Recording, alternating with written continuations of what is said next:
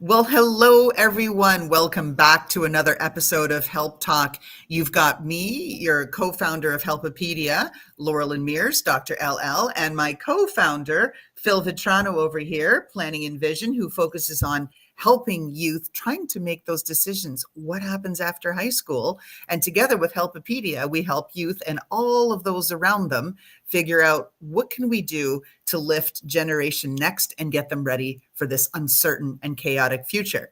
And to that end, we have our guest over here, Lucy Colangelo, who has a program that she's focused on called ShineOn, which is a methodology designed to help folks figure out, do I need that digital reset? Should I be doing things differently? How can I leverage technology without it, right, taking over my life? So Lucy, welcome to the show. Thank you. I'm so happy to be here. Thank you, Phil. Thank you, Dr. LL. I like that. So great. My banner, my brand is Shine On, and I have been working in like the personal development space with young people. I call myself as a student success coach. And my latest and greatest thing is that I am trying to get at the one thing that's in the way in all of my sessions with all my students. And that's those phones. Our digital lives are taking over. They're hijacking us. So I'm so excited to be here to talk about, the top 7 ways that we can reset, that families can reset, young people can reset. We need to be in a new conversation. And coming from a marketing communications background, I understand very, very, very well how these technologies are designed. And they're designed to take our attention. So, I'm going to dive right in. And the first tip that I have for everyone. If I could jump in, Lucy. Sure. So what I think would be really helpful is that because this is your lane and you know it so well, Sure. But not everyone in our audience might not be as well versed in what's going on. They might see the behaviors of their child, particularly their teenager, comes home after school, how was school? Fine. And then they go up to their room, slam the door, and then they're on social media for the next 14 hours, doom scrolling. And so let's get a little bit of context because we've got a couple of things happening. We know that teens are spending around 4 to 5 minimum hours per day just on social media. Right. But we know parents aren't really setting a terrific example with the time in their phones. This is your lane. You're in schools talking about the digital reset. What are you seeing out there? What's going on? Okay. I'll take a step back.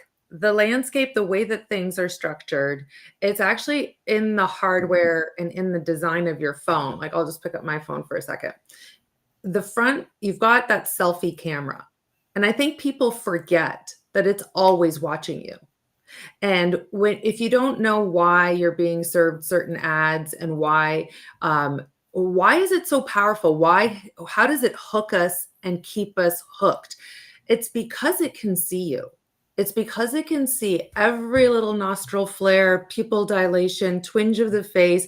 If you're laughing, if you're crying, if you're whatever you say, it hears on the microphone. So people are starting to experience, they're being served certain ads when they've talked about a certain product, this and that.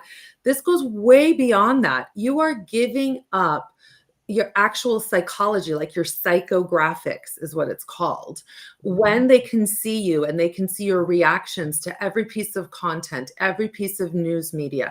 Like this is how people can be radicalized. You can go down that like conspiracy theory rabbit hole. Like parents need to know that. But for young people, their brains are still developing. And so every time they get something that makes them laugh, that they like, or that they're interested in, it's because the device, they're giving up a lot of information because they can see your face. And when you're on certain platforms, you have given that permission in the terms and conditions.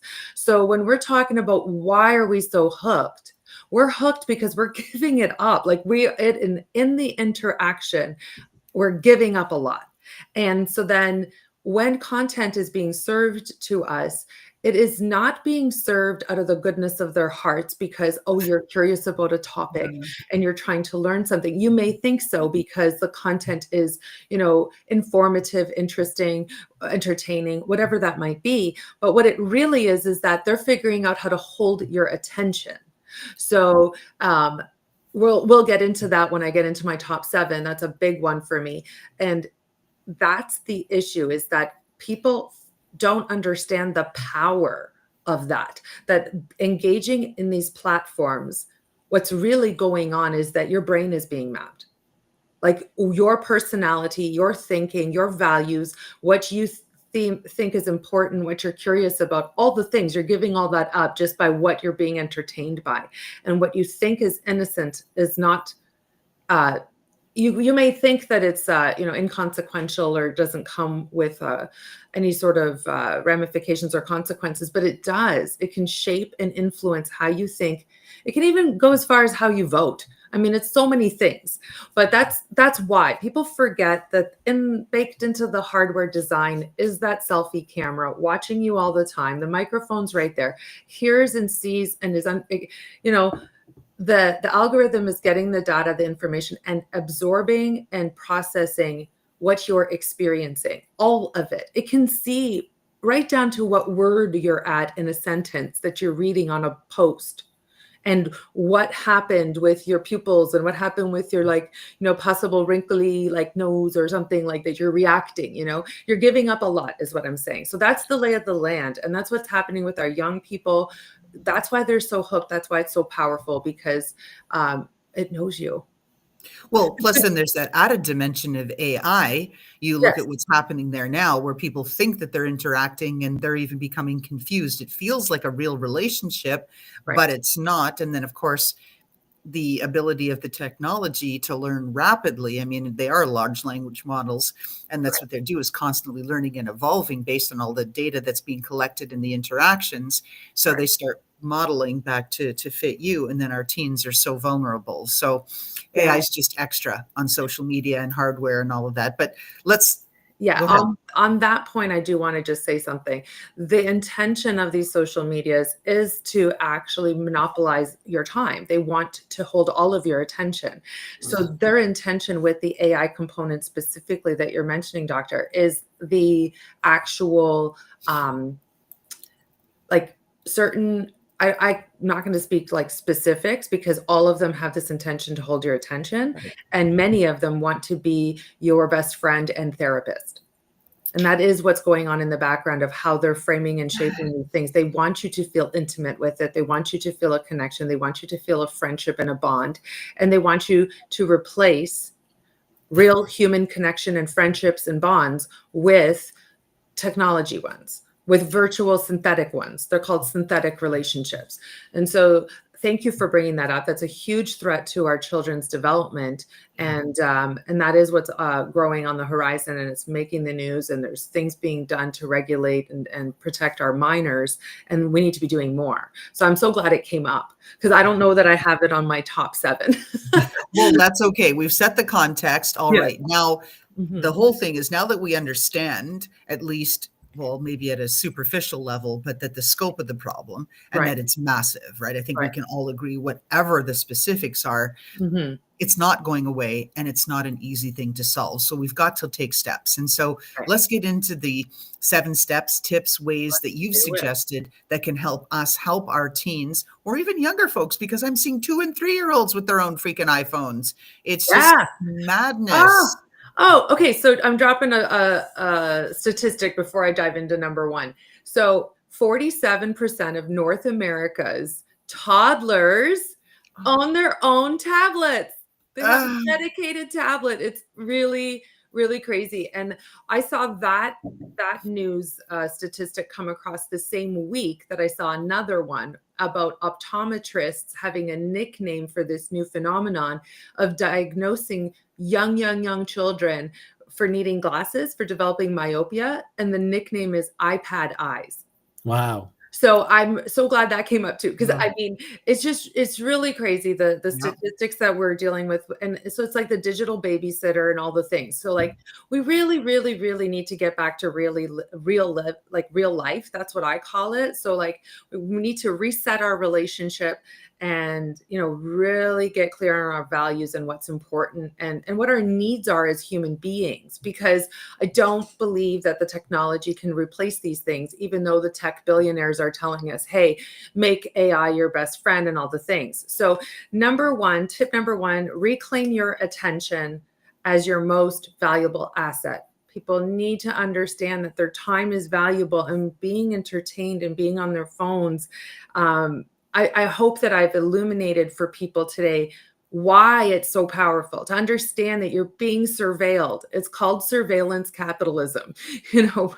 When you're doing these things, when you're engaging with these media and they're holding your attention, that's what they're trading in. They're able to serve you ads and ring the register and make money. And that's what's going on. So reclaiming your attention is number one. And people, I want to talk about it. Are you noticing how powerful it is that they can pull you in? Like that they can hold your attention. Like what pulls you in? What makes you pick up your phone and open a social media? What's going on? Let's talk about it for a minute. Well, actually, I'm trying to avoid social media because my social media is filled with dogs in need of rescue, in desperate situations, and other animals in desperate situations, because they know I donate, and I'm like, oh God, this is terrible. And so that I can't even bear to look at social media anymore, even though it's essential for my business. I can't. My So, feed is plagued. so, doctor, what you've done is you've curated a feed for yourself. The algorithm knows your heart and knows that you care about animals, and it's just like, oh, it's pulling on those heartstrings, right? And so, like, you know, taking control does mean having an awareness that you're curating your feed. You are pulling those things in, and if those things hold your attention, you have a big heart. That's just giving that away to me right now. I know that for sure. But that's the thing. That's how they get you, because they get to know you, and this is the way that they work. And so, for tip number one, for us to maintain our power, if you're going to engage with it, come into it with intentional choice.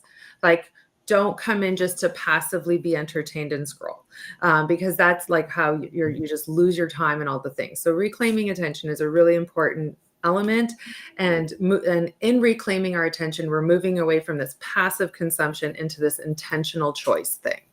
And that's tip number one. So if we're ready, we're going to dive into tip number two. I think so. Phil, you got something? No, just a repeat of what you guys were saying, and I could absolutely see those reels on Facebook where they just suck you right in because they know what you like, and it's just the willpower that you're going to say this is not the best use of my time to observe and watch. It's like watching television, and worse because the programming is specifically for you. Thank you. Exactly. So I'm going to dive into tip number two, because tip number two means redefining technology as a tool, not a lifestyle. So just being in that space of spending our time being entertained by our phones, we need to extract more from our technologies and these feeds and this. Like, I use it for my business, of course, and I feel empowered by my feeds. And I have like a training in myself of like, how long is this? And I have little limits that interrupt me and things like that. But redefining the technology as a tool and not a lifestyle is super important, because we will just mindlessly pick up the phone and just start being entertained. And that is something that we need to practice our way out of, and realize when we pick up our phones, we pick them up because we're curious about something, to learn something, to get some information, because we're going to do something with it in our real lives. It's going to serve some purpose for us and enhance our quality of life, right? So resetting is that reframing that I'm on my phone for a purpose, for a reason, and it's a tool that serves me. I'm the one in charge. Exactly. Right? I don't do mindless scrolling. I can't. I don't have the time. I don't have the interest. And then I see one of these and I can't. I break down. So I avoid it. And I use learning tools instead of social media. Yes. Yeah, the entertainment element. Yeah, so it's like asking yourself, like, is this helping me in some way? Am I learning something? Is it enhancing something that in my life? Like, I like learning about life hacks and things like that. I think there's so much wonderful information to be derived, right? Mhm. But to what end? Am I growing? Am I connecting with people? Am I making a difference in some way in my life, feeling that I'm living a fulfilled, meaningful life? Not when so many hours are being taken for what, right? Like we need to really look at that and redefining what that technology is doing. Is it serving me is the question, right? So what do you guys think? Is tip number 2 pretty solid? Well, I'm going to ask you guys which one's your favorite at the end. So anyway, I just Okay. so that's number 2. Any comments? We're going to keep going. We're going to No, No. tip 2, it's with a purpose. It's for hopefully it's for educational on your career or personal, because it could be a hobby that you do and you're learning from best practices and things like that. Yep.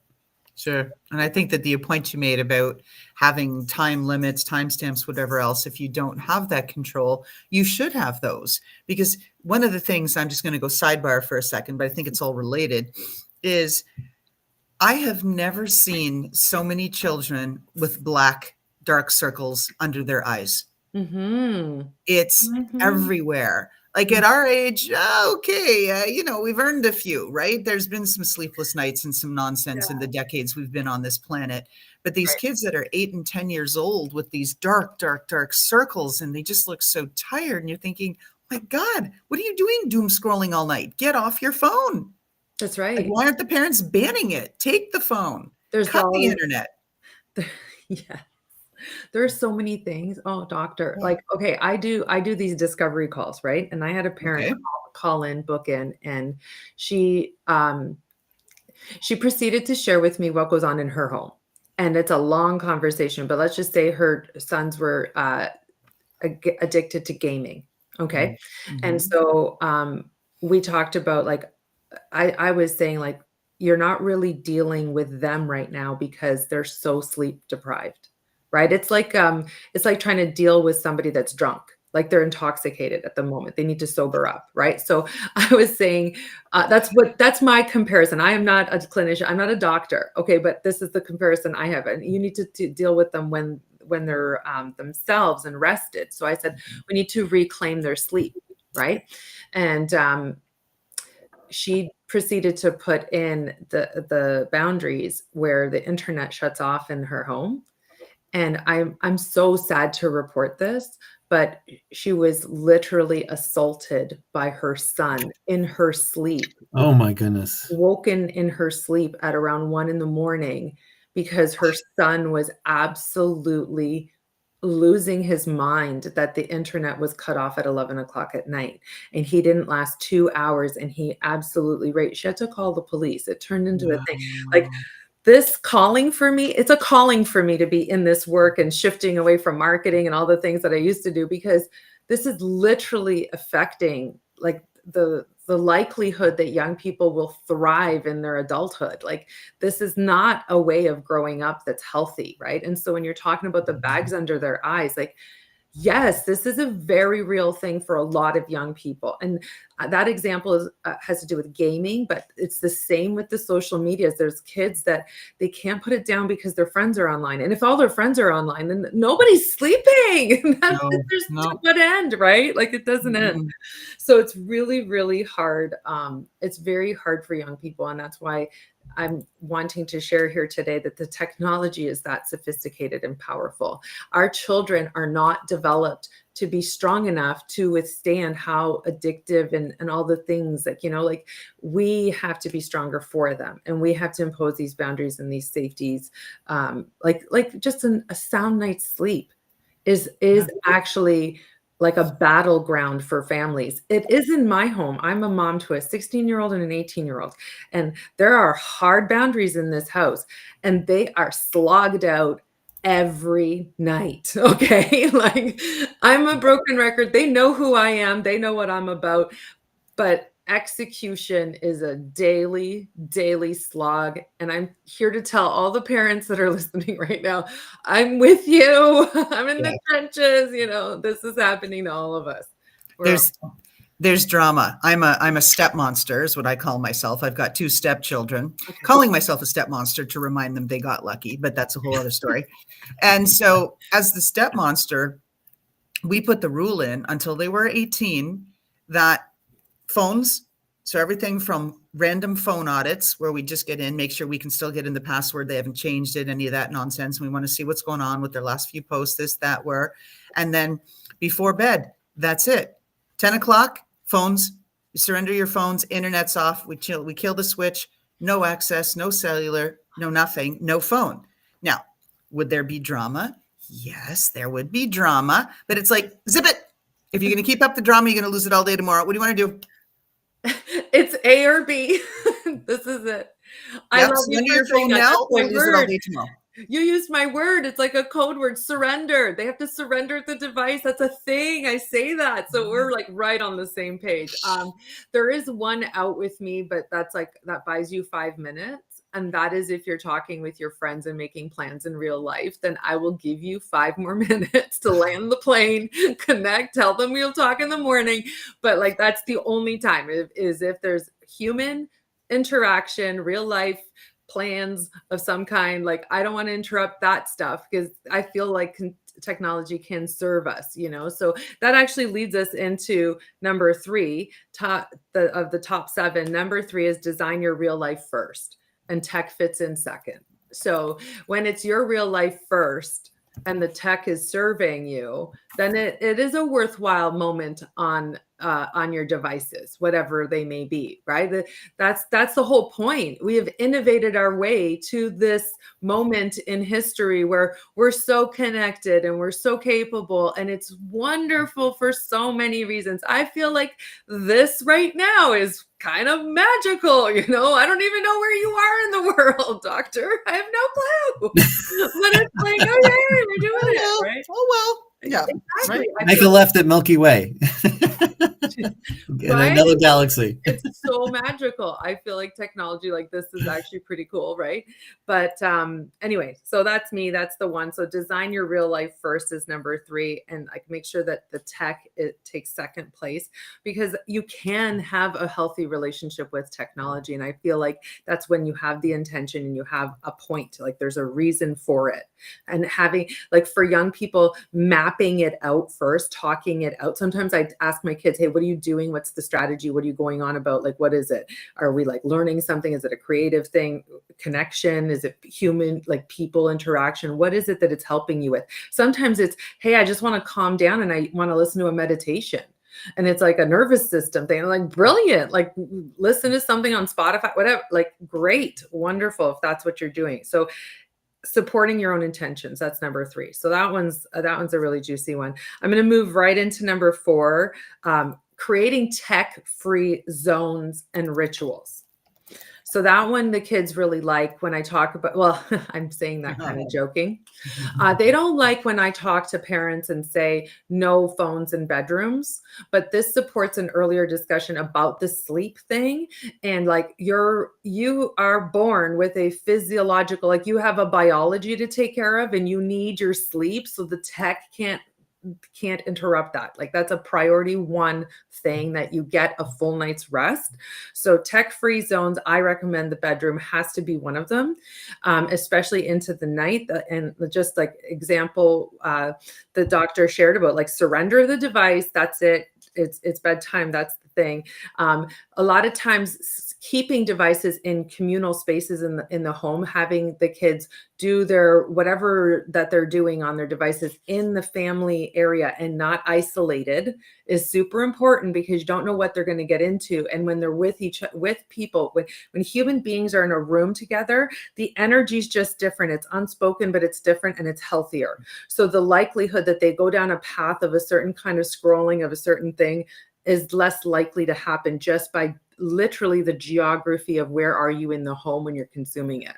Well, and you want to make sure, because we've all seen this, the kids are sitting side by side and they're all like side by side, like they're not talking, but I'm texting to the 2 people over there. I know, right? Susie, but I'm texting Phil because he's over there. I don't get it. Yeah, exactly. So like reclaiming the spaces and having sacred spaces like your bedroom is for certain things, and rituals, like morning rituals without the tech, like have your first hour be free from technology, unless real life things are happening and planning and coordinating of a ride or something. Otherwise, that should already have been done. You don't really need it and all the things. So a nice ritual in the morning to get you going would be important. What do you guys think about number 4? Yeah, the sleep thing is so important. So if you have lots of friends in middle school, lots of friends in high school, and they're all lack of sleep and they're zombies in the classroom. So not a lot of living, even in the schools, even when in New York they've taken away the phones. They can't have their phones between first period and night period. And this is something of an impact to the students. Now they want more. And what are they going to do? When they get home, they get that addiction back. And now they're and repeat and rinse. So even if you're making an impact at home with your child, they're surrounded by zombies. Yes. And it's not an effective communal type of friendship when you have people who are lack of sleep and they can't take control of their and so sleep, yes, really I love it. important. You know what is so funny, because I had a Halloween theme thing that I said, like, the zombie apocalypse is here, and it doesn't look like zombie apocalypse, it's zombie apocalypse. And everyone's checked out and just scroll. So, but I love it. Did you say New York State? New York State, they're bell to bell. No phone. I am so pumped. That's exciting. Yay, New York State. I want to give them a hand. Let's just celebrate them. That's brilliant. The kids might have a withdrawal and a resetting of their routines and things, what goes on at school, but soon they're going to brighten up. They're going to connect. The eye contact's going to come back, the bumping into each other and having a random conversation. They're going to be human again. It's going to be amazing. I'm so pumped for them. Yay. So everybody's coming to move to New York. It's true. And New York is the only state that made it that pets are considered members of the family. So you can get PTO, bereavement leave, when one of your pets die. Yeah. You know, I didn't want to take time, but I'm going to say my feed, I have probably like 50% of my feed is pit bulls, because I have a thing with pit bulls. Totally about the puppies and all the things. So I love animals, and I think that's a great direction to go in. But we need community around these things. Like when an entire state decides to take back their time and space in school and rededicate it to the socialization and growth development learning of young people, like, oh my gosh, I want to do jumping jacks right now. I'm so pumped. There's adults in the state. We have adult leaders. I love it. Oh, just like really, really smart ones, obviously. Really great role models for the rest of us. I love it. Okay, so ready? Number 5, we're ready to go. Practice the digital pause and choose habit. So when we're about to pick up our phones, when we have time, when we have a break, like sometimes we're already in it and it's like, okay, why am I here? How am I finding myself in this feed down this rabbit hole or something, right? And so trying to interrupt ourselves and pausing and choosing something better, okay? Something that I really enjoyed learning about is like these audios that you can listen to that reset your nervous system and calm you down. And it was like, okay, instead of scrolling and just being entertained, if you have 10 minutes, if you just can put your earbuds in and you can just listen to the kind of music that's just going to settle you right down. I just found that fascinating. So for a little while there, I was curating a little playlist for myself of those things at different times and which ones I like more than others. There's even like sound bowls and things like that I listen to. And so that's just me. I just came up with that.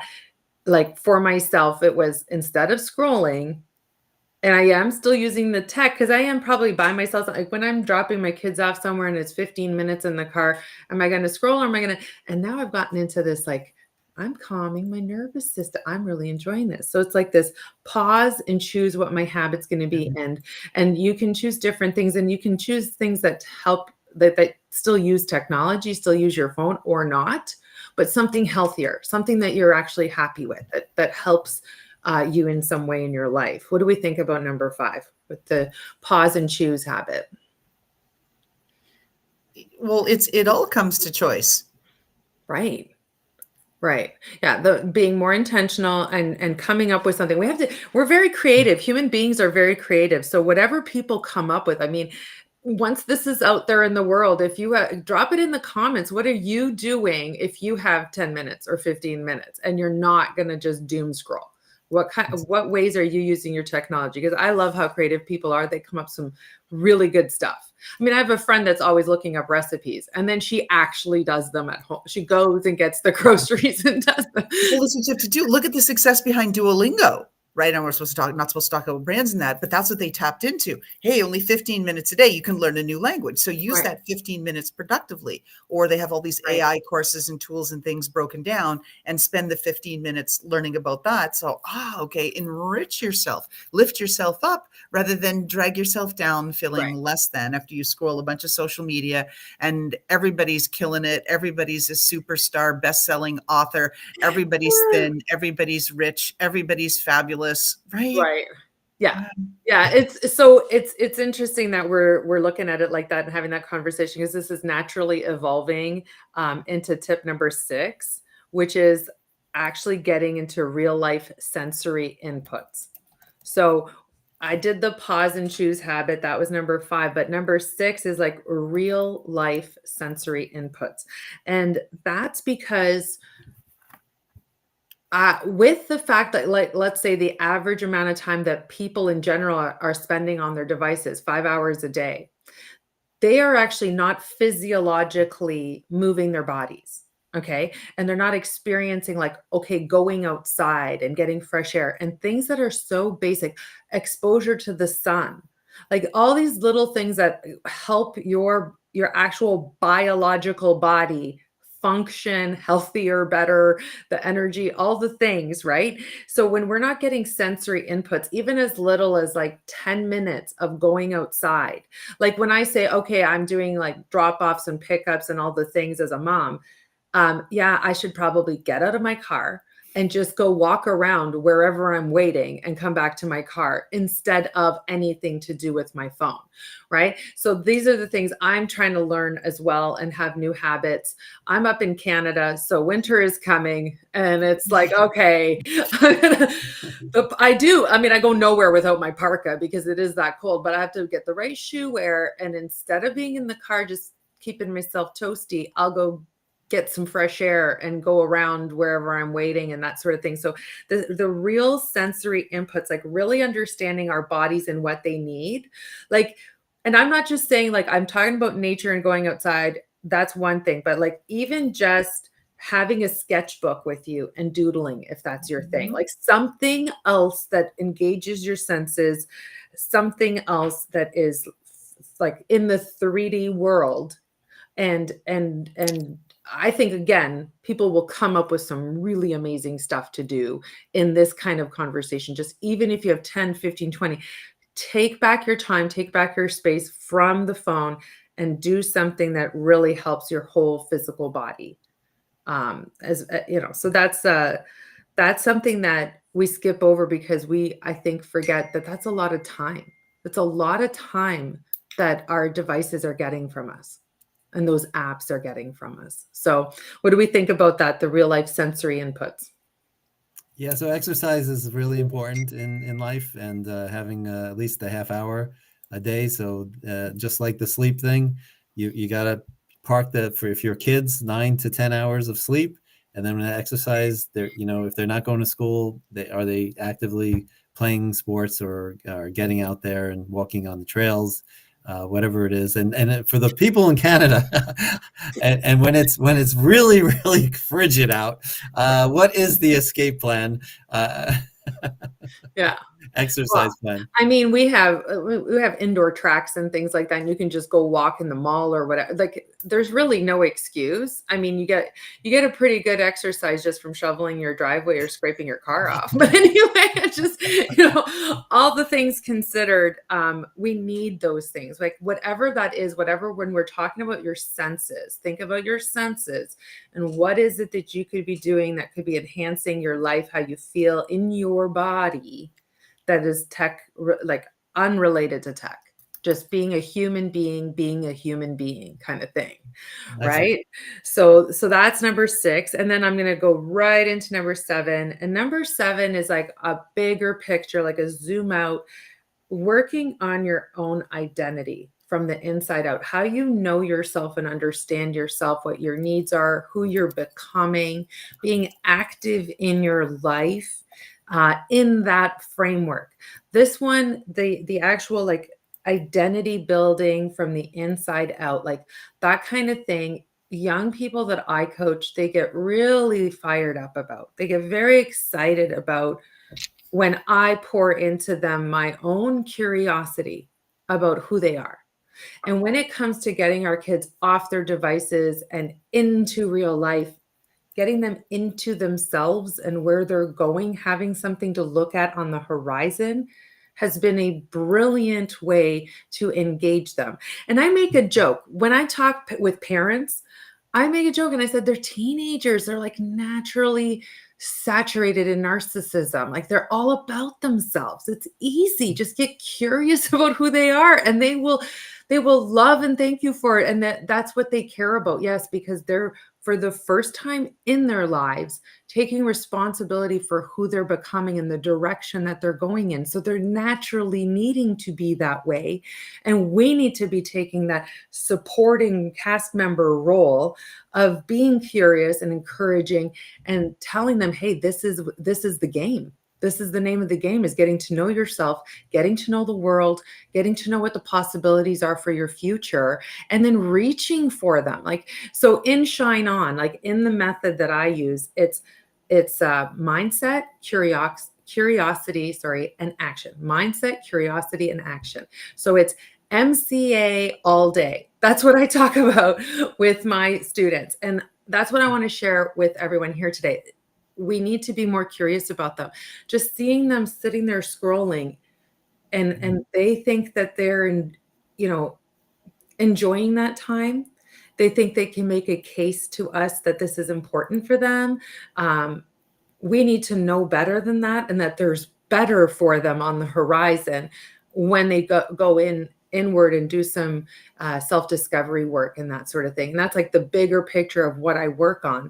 But my big passion right now is to address the issue of these phones and technology. And it's kind of taken over that time and space in our lives where we would be actually focused on these other things, right? So the internal development piece, that identity development thing, is a really big nugget that helps. Excellent. Great tips. And certainly for parents who didn't grow up with devices, it's really hard times. They have no frame of reference and they're making it up as they go. They're trying as best they can. And they're also the victims of the cell phone usage as well. Which is almost ironic that the parent and the teenager needs help. Well, we came into this together, right? Like this Yes. all emerged. Like I like to say in my talks, the tech world came and it conquered, and we weren't ready. We were not prepared for it to go to the place that it's gone. And once we now we've caught up, we kind of see the pattern and see the trajectory we're on. And it's time to make a course correction. And it's time that we do it together. Like New York State, like applause, like wonderful. These are the kinds of things that we need to be doing as communities for our young people so that they have a better, brighter, bigger chance at making it. It's wonderful that people like you, Lucy Colangelo, are out there with your Shine On methodology, going into schools, talking to not just the youth, but the teachers who were there to help spread the message, going on shows and speaking opportunities like this to really spread the word out there, because I do think we've lost the plot when it comes to the whole thing with the digital media and the social media access. And I don't care how many controls Instagram puts on for like teen accounts. I'm sorry, your 2-year-old does not need a freaking like iPhone. They just don't. No, exactly. And I mean, like, I think there's a part of me that I sometimes find myself having the conversation of our own self-esteem, our own confidence, that there's more to life, like this isn't it. Like, it's just not. I mean, I love people people are creative. I get why this content is so magnetic. I understand, but I love people, and I feel like a solid foundation growing up is going to give them that brighter opportunity, right? So like we're all learning how to manage technology, but for the young people, we need to like, I've heard this expression, like pull the fence in tight so that like they have boundaries. So they have this like really safe, like call it a sandbox to play in and grow up in. Like there needs to be an environment that's nurturing and supportive, and having our time and our space stolen by the phones is something that we need to become aware of, get wise to, smarten up, and like do things like New York State and other places, and in our own homes, Yeah, you know, start like there, right? Let's keep it really, simple. yeah, Everybody's like trying to boil the ocean. Oh, I got to like just no. Take your kid's phone away, turn yeah. the internet off. Like And you know it's what? Like I want to say, like, you can have brilliant conversations with teenagers. I can tell you this with my whole oh heart. yeah. Like they care. They really, really, really care. And when we show up for them and we educate and empower them, like when I come into schools and I talk about that selfie camera, they freak out. I've had kids drop their phones and they don't realize that they don't realize they're being surveilled, they're being recorded, they're being watched. They don't realize that. And so like they care, and they want to have agency in their lives. They're learning how to be leaders in their lives, and we need to empower them and give them the right information and the right, you know, structures and supports so that they can thrive, right? They can grow up and thrive. So with that, we've got an earful here today from you, and it's good. We've had some great conversation in and about it. And I think you said, oh, okay, as far as what's your favorite tip, you know, working on, if you look through all that you've got here, I'll play them back, right? Tip 7, work on your own identity, get real life sensory input, practice that digital pause and choose habits, create tech-free zones and rituals, design your real life first, redefine tech as a tool, not as a lifestyle, and move from passive consumption to intentional search. Well, that wasn't the tip, but the tip was reclaim your attention. For me, it's really design your real life first. Like this is what life's about. Get away from the screen. Life's happening all around you. Your dog is crying because you're not giving them attention. You're on your damn phone trying to walk the dog on the 10-foot leash. And oh, guess what? The dog walks in front of the car because you're not paying attention because you're on your phone. Like it needs to stop. Like I've become that neighbor where I yell at people and say, focus on your dog. Put the damn phone away. How much time a day do you give your dog? What, 10 minutes to walk and poop? Like, come on, put the phone away and focus on your dog. Right. And it's like, and it's for your own good, right? You know, like hyperventilating when I see that. And I'm like, oh I don't think God, I'm ever going to think every time I'm going to see someone on their phone walking their dog, I'm going to think of this. But it's happening. I mean, there's complaints, all of the kennels, all this. I mean, there's a lot of stuff, right? Anyway, but off topic, yes, I love pets. That's you know where it is. I'm with you. I feel like like just like go for a walk, be with your pet, be with them, or be with whomever you're with, and that's why I really like that. As far as like design your real life. Never mind like doing the let me text you. You're right beside me. They're like, no, you're here. Let me interact. Let me enjoy the time with you. That's it.